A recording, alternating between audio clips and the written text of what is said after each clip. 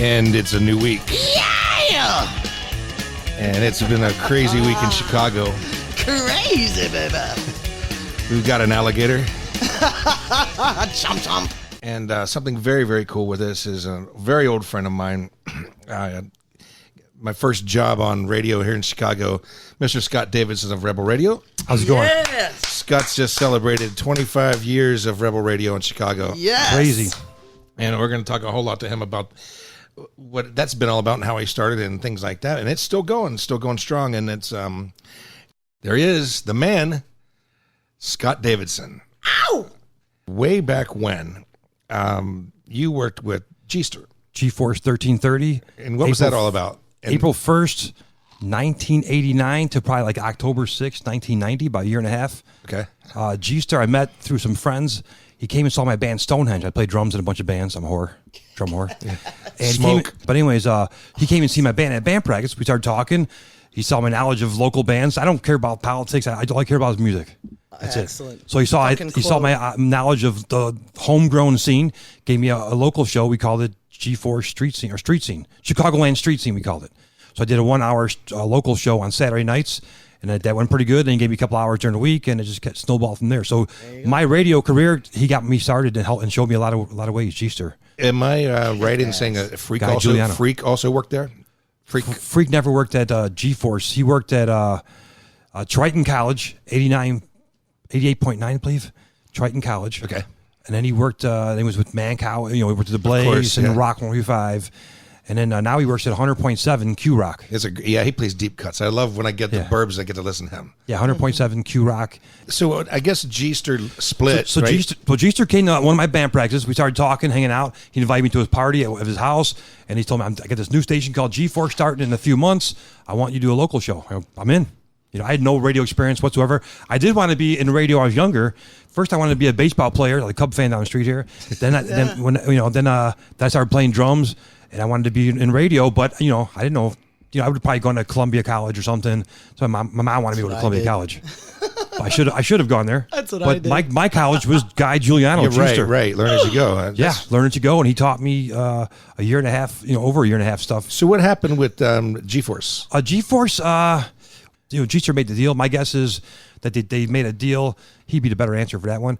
But one day, they just pulled it. They pulled it off the air. It happens a lot with radio. October 6th. Radio, you get about a year and a half, 2 years. I worked at VVX with Scott Loftus. Yep, And, I know Scott Loftus. The underground guy, or the overnight. Paul Kaiser. Paul Kaiser just Paul passed away. Rasmussen was way.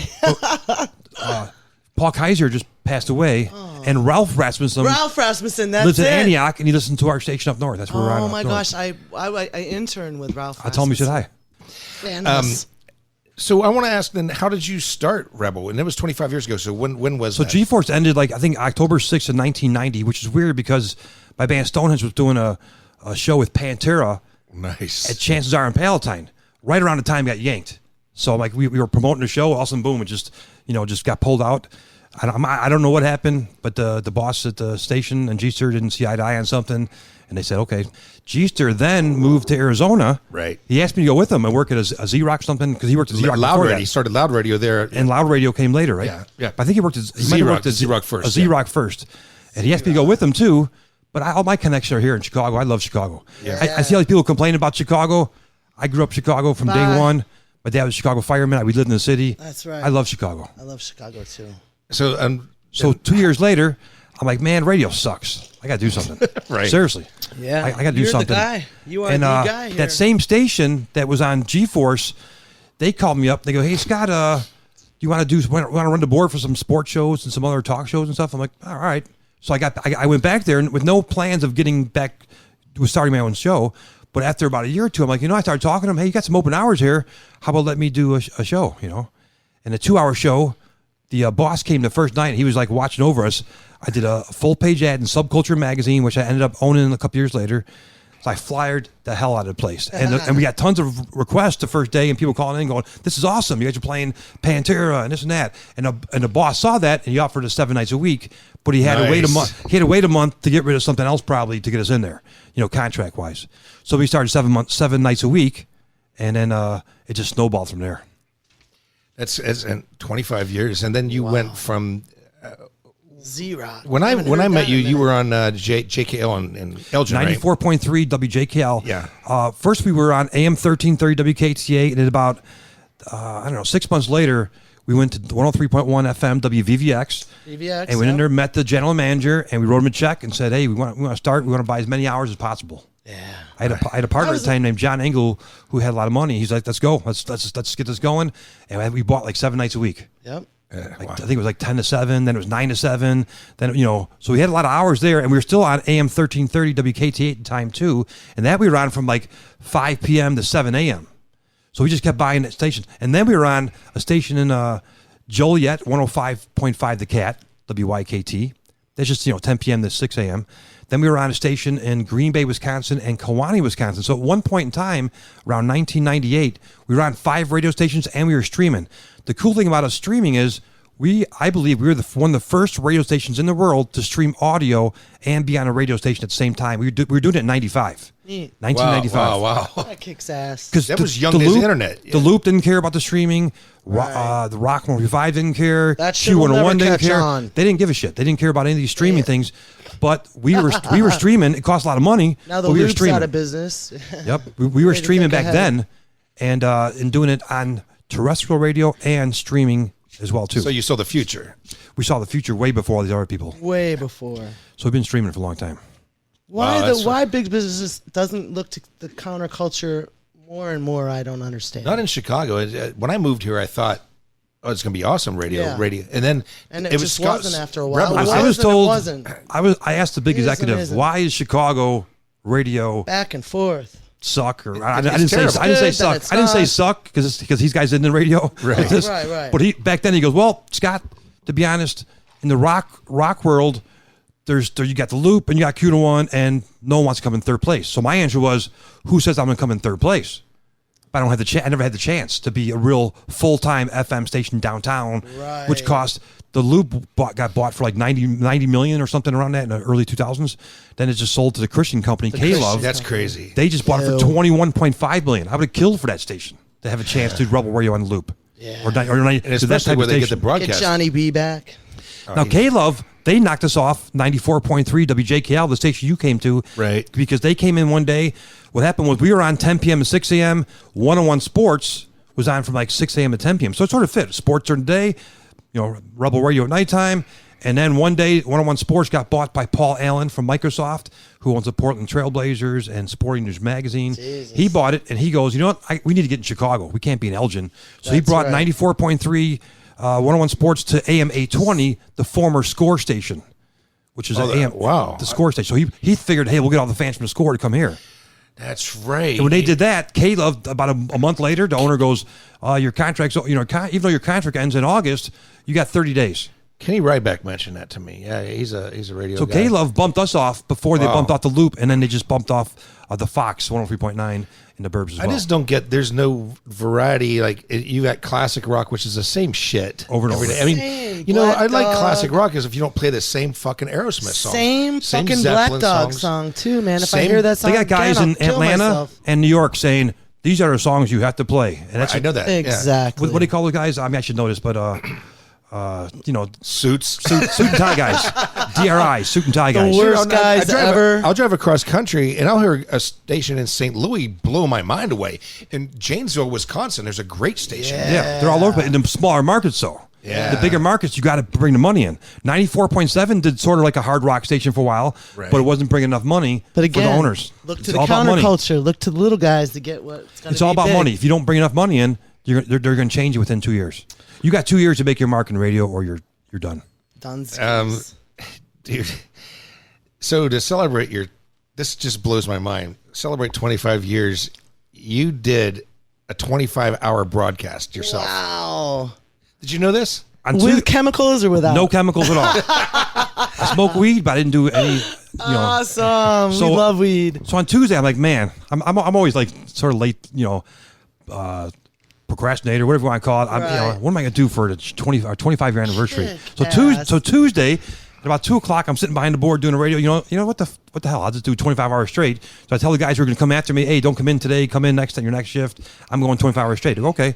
So, but I broadcast from home. So it was easy because of that. If I had to go downtown to a station and be there for 25 hours, there, I'd go drinking nuts. coffee and I don't drink water. coffee either. I drink Mountain Dew Code Red, and some Mountain Dew, and maybe I had a Red Bull, maybe. A little caffeine, yeah. Yeah. And chlorine. What sucks is, though, it was great. We had a lot of response on Facebook and all the social media, and people were texting me and calling me. And our listenership tripled that day. Hopefully it stays up like that way, because we got a lot of Robert Feeder, who reports on radio and TV. I emailed him on Tuesday right when I thought of it. I'm like, you know what? I'm gonna do it 25 hours straight. I emailed Robert Feeder a second later. He got back to me right away. Started asking me some questions about Rebel Radio. And he always told me the anniversary. Whenever I told him, hey, it's our 22 year anniversary, he said, I feel more like 20, 25, 15, 10. So I remember that. So after that, I never bugged him again about a 23 year anniversary or 24 year. Right. But then I told him 25 year. I'm thinking, you know what? I should have probably planned this out weeks in advance. And told him a long time ago. 3 years for that, yeah. I waited till last second, but he put it in his article the next day. It's funny because he had the White Sox ratings were up on NBC Sports, their cable station. Then the next thing was Terry Hemmert retiring from XRT. Right. And the third thing was Rebel Radio. Congratulations to Scott Davidson for 25 years. And he's going to do it. He's going to do it 25 hours straight on the radio to celebrate. That's insane. It was no problem. The only problem for me was I did Wednesday was the day, July 10th, 1994.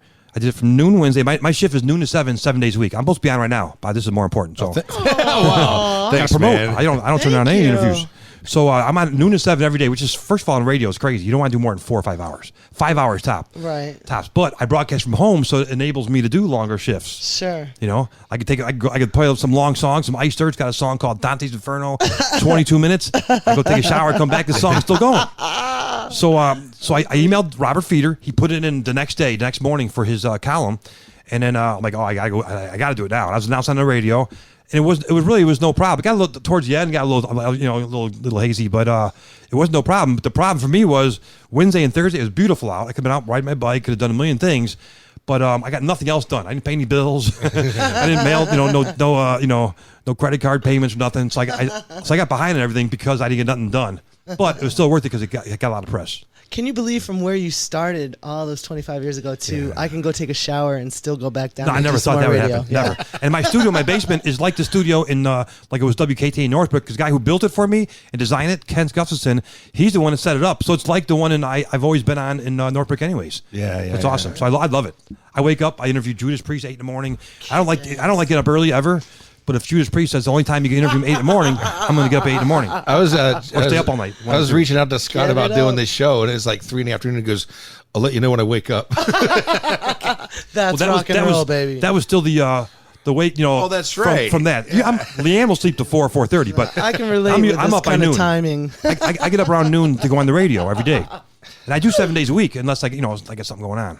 Yep. So for people who don't know, what's the frequency in Chicago to listen to? Chicago, the best thing to do is go, if you have an Android phone, go to rebelradio.com, and the audio just kicks on. Okay. If you have an iPhone like me, you got to get an app called TuneIn Radio. Yeah. So we're on. So you go to a free app called TuneIn Radio, TUNEIN, TuneIn Radio. Download it for free. Search Rebel Space Radio US. You see our black and white logo, and you got us anywhere in the world. Wow. At your fingertips on your smartphone, your tablet, your iPad, your Roku, your smart TV. I have a lot of people sending me pictures of their giant TV set. There's a big picture of Rebel Radio, and it says a song on there or whatever. That's pretty cool, right? I mean, 25 years ago, I didn't think that'd be happening. Still hanging in there, man. Still hanging. Now on AM, FM, we're up. The AM is AM 1500 WPGX, which we were on back in 2008, 9, and 10. We got 2 years, and we didn't generate enough money for the owner at the time, because that was a timeshare. They said, Scott, we're going to hire you. So they were sort of my partner for those 2.5 years, 2 years. And they go, but they wanted a lot of money to pay the overhead of the station, because the station costs money to buy a radio station. They're still expensive. So we were on AM 1500 WPGX for about 2 years, and then they were Spanish before us. Then one day, this guy Ken goes, Scott, sorry to tell you, but the owner wants to go back to Spanish, and that's it. So then he goes, so instead of getting mad, and I put my hand out, I go, thank you so much for the opportunity to have Rebel Radio on 24/7 on a radio station. We never did that before. It was always like 10 p.m. to 6 a.m. Right. We were streaming 24/7, but we were never on an actual radio station 24 hours a day until 2008 when they came to me and they gave me Rebel Radio for AM 1500 WPGX.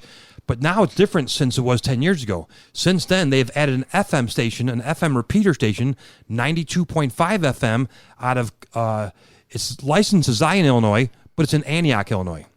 So now we're on FM, but we're also on AM 1500. So we're on two stations, and we're 24 hours a day, which is awesome. So instead of me getting mad, when you fire someone, they're kicking, and I go, Kent, thank you so much for the opportunity. I was being honest. I wasn't being phony. I go, thank you so much for the opportunity. I'm sorry I let you down. I wish I would have did better. I mean, dude, those 2 years, I don't know, my girlfriend at the time, they were mad at me. I was at the station all the time. Because back then I had to be at the station. Oh, yeah. I'd leave my house at 10:30, 11 in the morning. I same shift. I did noon to 6, noon to 7. I'd be there till 8, 9 o'clock at night, 10 o'clock at night, come home. So I put my hours in, but it was just didn't have the they wanted more revenue in. Because you have a big overhead. You got to pay for a radio station. You got to pay. You got to pay the licensing for ASCAP, BMI, CSAC. They're like the mafia, man. They want your money. Wow, that's crazy. That is crazy. So we didn't make enough money. So when he said that, when I said that, I go, thank you so much for the opportunity. He goes, I tell you what, I'm gonna help you build. Let's get you back streaming out of your house. So I went. He came to my house 2 days later. I bought a computer. We set it up. He gave me his SAM broadcaster to get started. And we started 2 days later. I go, Rebel Radio, we're back on. We're off the air for a day or two, but we're back on 24/7. And I was talking into a headset with a microphone here, right. And I just plugged in the computer, and just I took phone call. Here I am interviewing Dave Brocky from Guar, and I have a phone.